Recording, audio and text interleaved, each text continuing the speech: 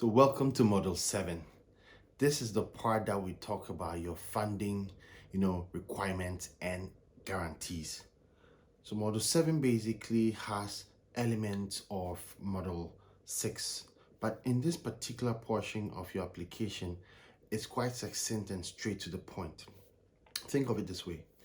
You've already provided all the information needed. You've clearly said from what time to what time you're going to do the project. The proposal is there. The financial model is already there. In Model 7 here, you're going to tell us a summary of what you're going to use it for and the guarantees that you want to back it with, if you have any. So the funding, it starts with the funding requirements. And over there, what you're going to basically do is that you're going to state clearly how much capital you're going to raise. Boom, I want to raise maybe 1,000,000 cedis. And of course, we ask you to select the currency, but the default currency currently is Ghana cedis, in which we would settle you in. So even if you raise from across the world, you will be settled in Ghana cedis as it currently stands.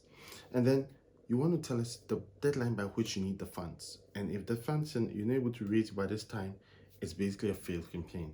So funding deadline must clearly be articulated. And how long you're going to need the funds for is also a very key thing. Remember, if it's anything between 1 year, it's fine. The intermediary is able to approve it. But if it's beyond a year, it has to be filed with the SEC.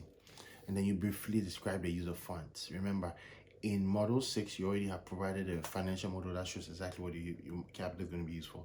But in Model 7, you basically want to summarize and state the use of funds. It is key because in the use of funds going to feed into your prospectus. So being able to clearly articulate it, unambiguous, very straight to the point, is very critical for the success of your prospectus. Now, within this stage, you also want to tell us if there are any financial obligations you're already holding on, you already have.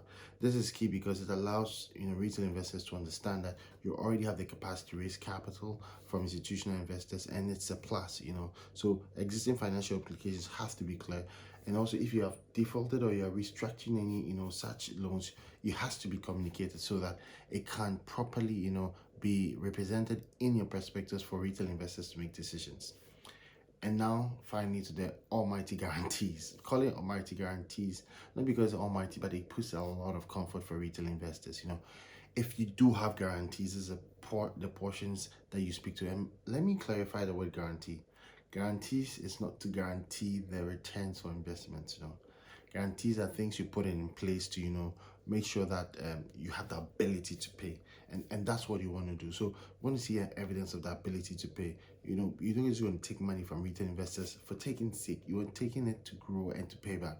So you want to make sure that you have clearly stated what gives you the evidence that you can pay, and also upload documentations or pictures that has the backing or that shows that evidently you're able to pay.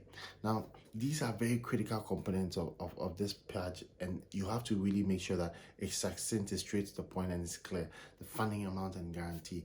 And this strengthens your prospectus, and this leads us into the last stage of your application to have a full-fledged investment crowdfunding campaign, and also the prospectus before you start.